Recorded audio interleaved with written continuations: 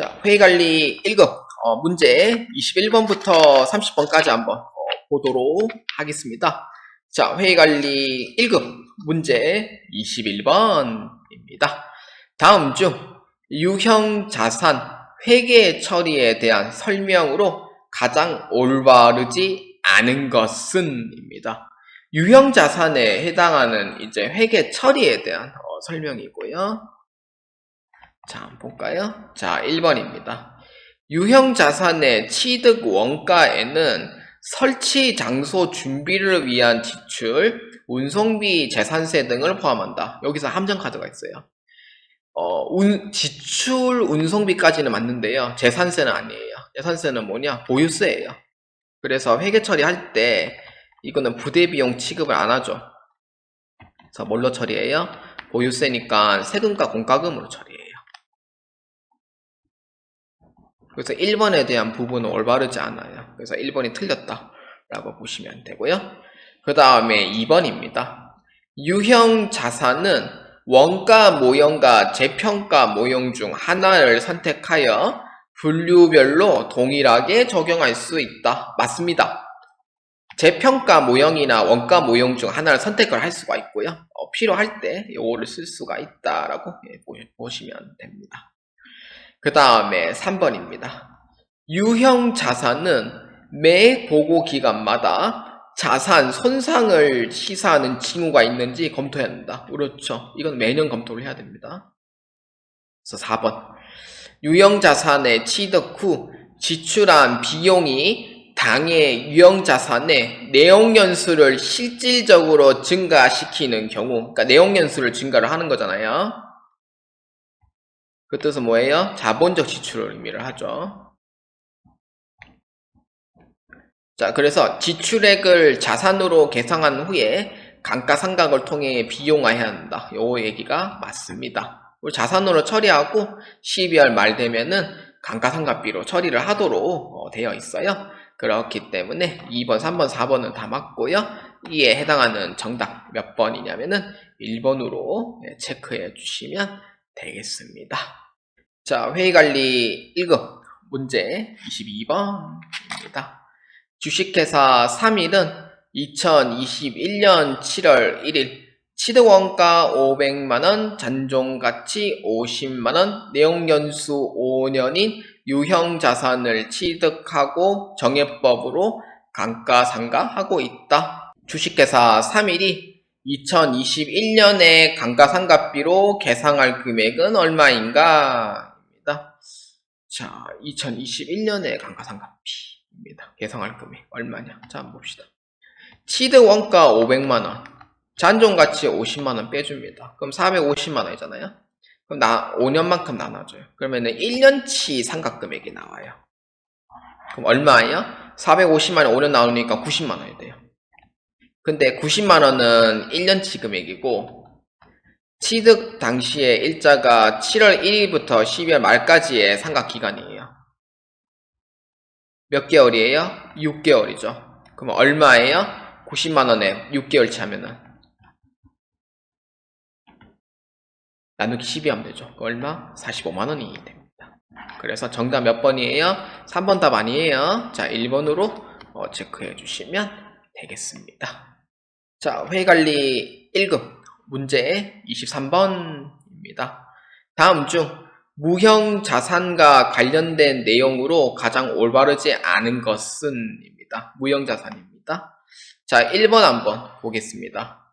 무형 자산이란 재화의 생산이나 용역의 제공, 타인에 대한 임대 또는 관리에 사용할 목적으로 기업이 보유를 하고 있으며 물리적 형체는 없지만 식별 가능하고 기업이 통제하고 있고 미래 경제적 효익이 있는 비합회성 자산이다. 1번에 대한 얘기는 맞습니다. 그래서 말이 좀 길긴 하지만 물리적 형태가 없는 건 맞고 타인에 대한 임대 또는 관리 목적으로 사용한 것도 맞고요. 미래 경제적 효익, 식별 가능, 기업 통제 모든 얘기가 다 맞습니다. 자, 그 다음에 2번 한번 보겠습니다. 무형 자산이 식별 가능하다는 것은 그 자산이 기업 실체나 다른 자산으로부터 분리될 수 있거나 계약상 또는 법적 권리를 창출할 수 있는 경우 등을 말한다. 무형자산이 이제 식별 가능한 거는 기업 실체나 다른 자산으로부터 분리될 수 있는 건 맞아요.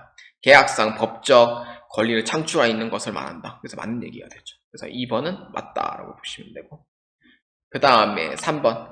무형자산으로 재화의 매출 및 용역 수익의 증가와 원가 절감이 불가능하다. 아니에요.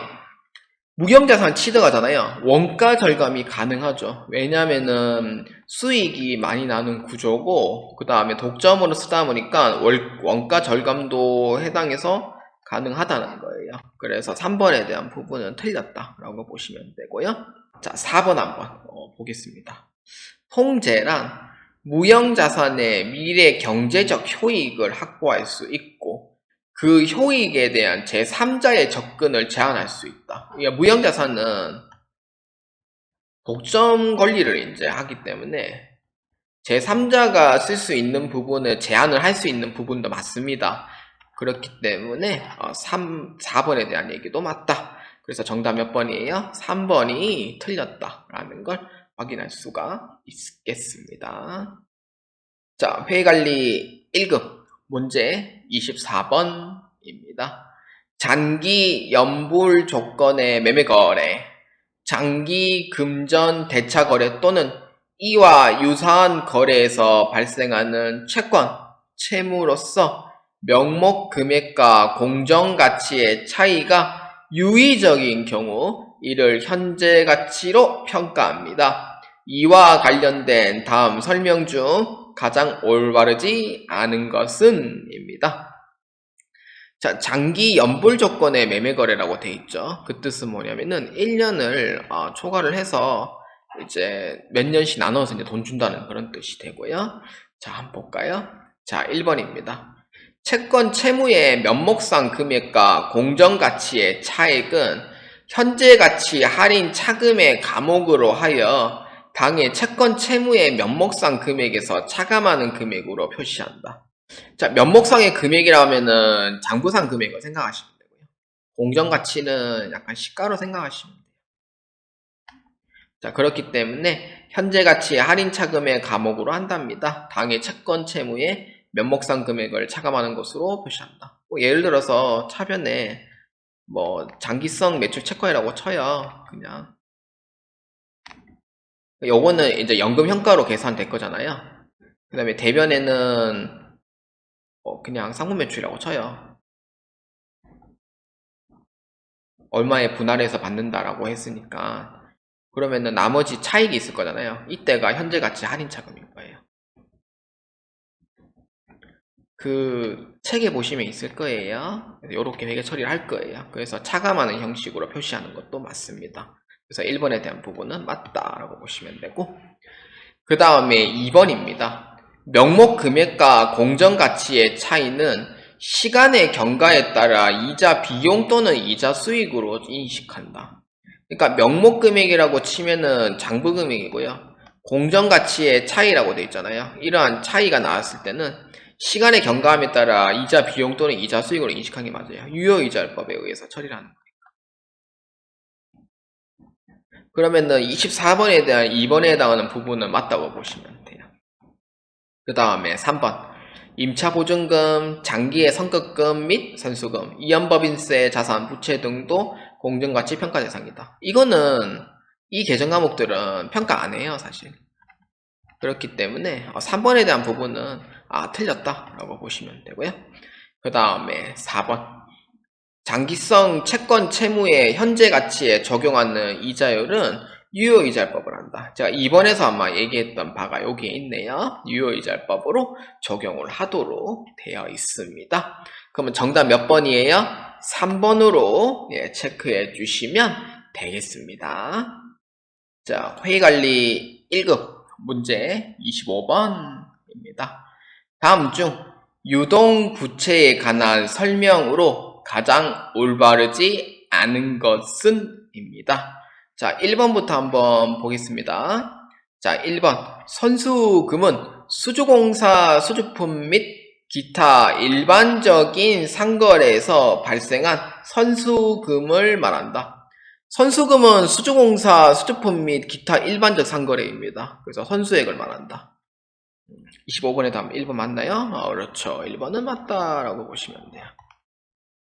그 다음에 2번. 선수금은 일반적인 상거래에 의해서 발생한 일시적 재수액을 말한다. 그렇죠. 직원들의 이제 월급에 내야 되는 세금을 대신 납부해 주는 거니까. 그래서 맞는 거고요. 그 다음에 3번. 선수 수익은 영업의 수익에 관련된 선수금으로 선수이자 등이 있다. 자, 그러면은 선수 수익은 영업의 수익에 관련된 부분이 맞아요. 뭐 어떤 임대료라든지 그런 부분을 이제 보면 있죠. 선수 금액으로 선수 이자 등이 있다. 그러니까 이자 수익도 볼 수도 있죠. 그렇기 때문에 영업의 수익에 관련된 이라고 되어 있기 때문에 관련되어 있는 부분에 선수 수익으로 처리하는 거 맞습니다. 3번에 대한 부분은 맞다라고 보시면 되고, 자, 그 다음에 4번이 틀렸습니다. 자, 한번 봅시다.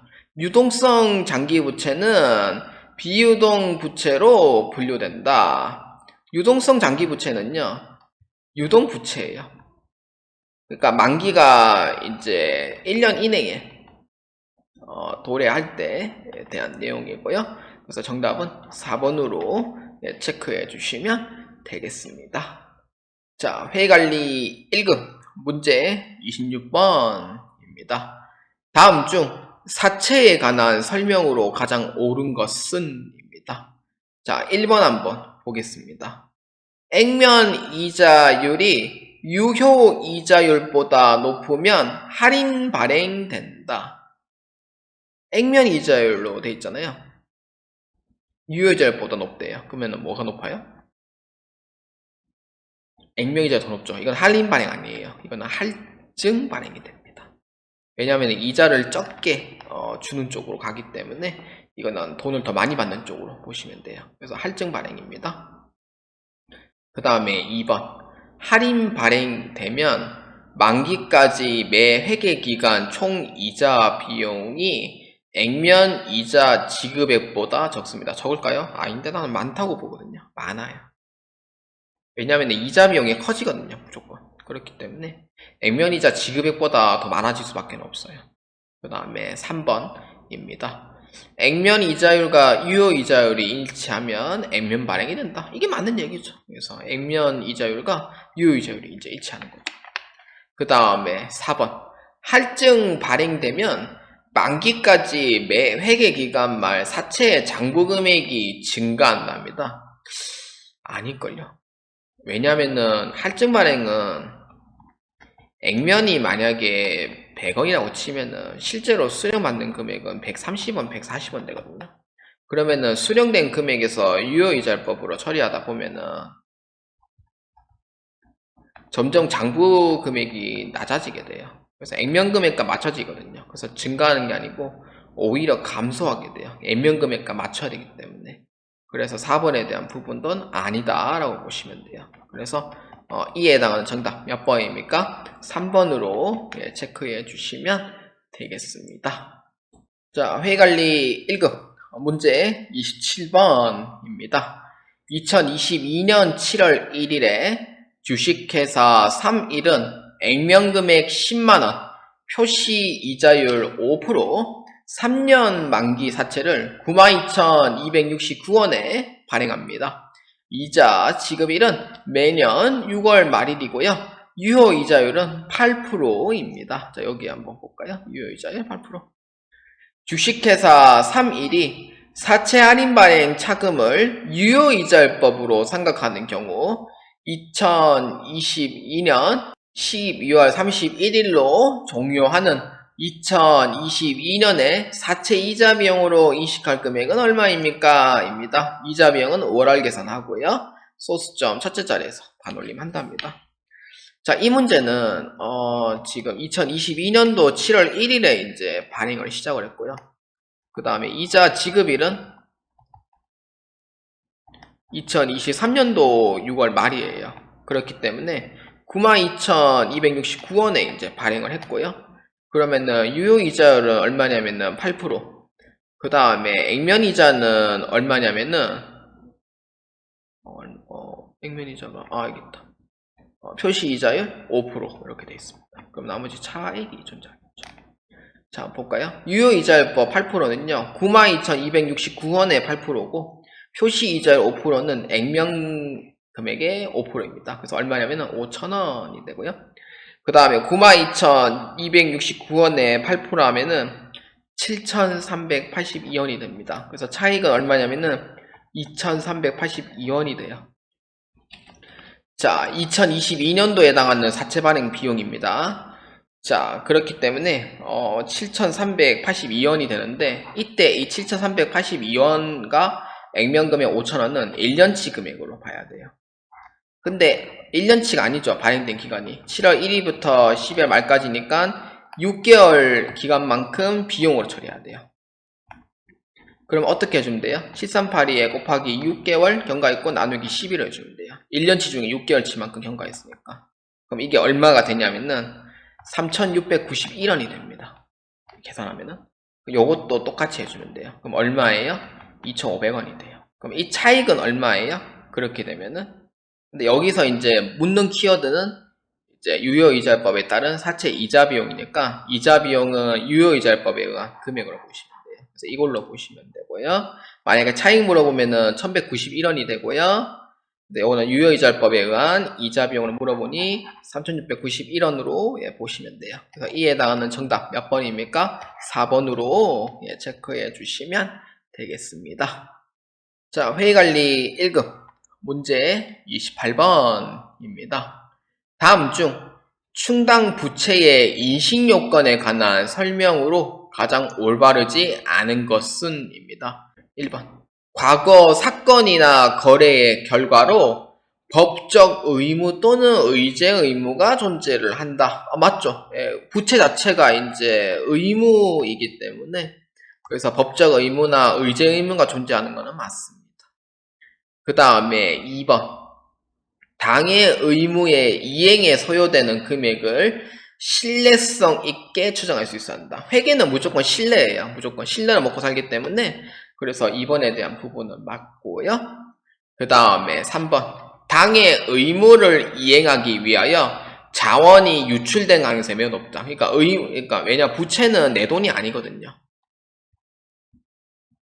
그래서 남의 돈이기 때문에 돈을 줘야 될 의무가 있어요. 그렇기 때문에 3번에 대한 부분은 유출된 가능성이 매우 높다라고 했을 땐 맞다라고 보시면 돼요. 그 다음에 4번 기업이 과거의 거래 사건이나 거래의 전적으로 통제할 수 없답니다. 통제할 수 없으면 이거는 그거 장부 못 적어요. 그렇기 때문에 통제는 할 수가 있어야 됩니다. 그렇기 때문에 정답은 4번이 틀렸다라고 보아주시면 되겠습니다. 자, 회의관리 1급 문제 29번입니다. 다음은 상품 매매업을 영위하는 주식회사 3일의 2021년 퇴직급여와 관련된 자료입니다. 2021년에 주식회사 3일이 손익계산서에 인식할 퇴직급여는 얼마인가? 입니다. 퇴직급여를 의미를 하죠. 자, 한번 볼까요? 자, 12월 말 퇴직급여 충당부채 잔액은 2020년 40만원입니다. 그럼 이건 어떻게 봐야 돼요? 반대로 21년 초로 봐야 되겠죠. 그래서 2021년도는 12월 31일 걸로 보시면 돼요. 그랬더니 현금으로 지급된 퇴직금이 10만원 있어요. 그러면은 기초에는 40만원, 현금으로 지급한 금액 10만원, 그러면은 설정 전 잔액은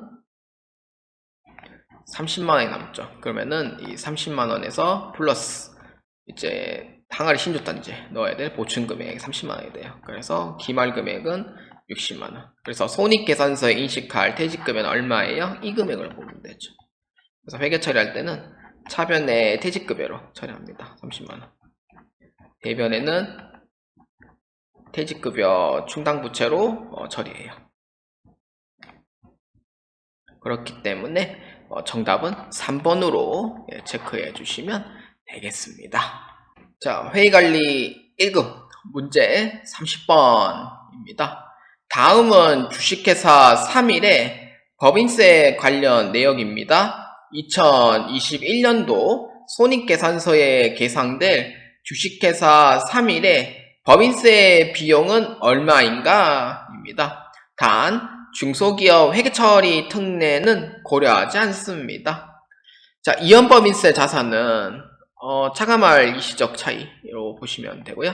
그래서 2020 연말 이연법인세 자산은 정기이기 때문에 요거는 더해줘야 돼요. 반대로. 원래는 빼주는 건데 이게 정기이기 때문에 더해줘야 되고요. 2021년 말 이연법인세 자산은 차감할 일시적 차이. 그래서 빼주는 겁니다. 그래서 이건 없고요. 이거 빼주면 되죠. 그래서 얼마예요? 150만 원으로 보아주시면 됩니다. 근데 만약에 이연법인세 붙이면은 반대로 해주시면 됩니다. 그래서 답은 1번이 되겠습니다.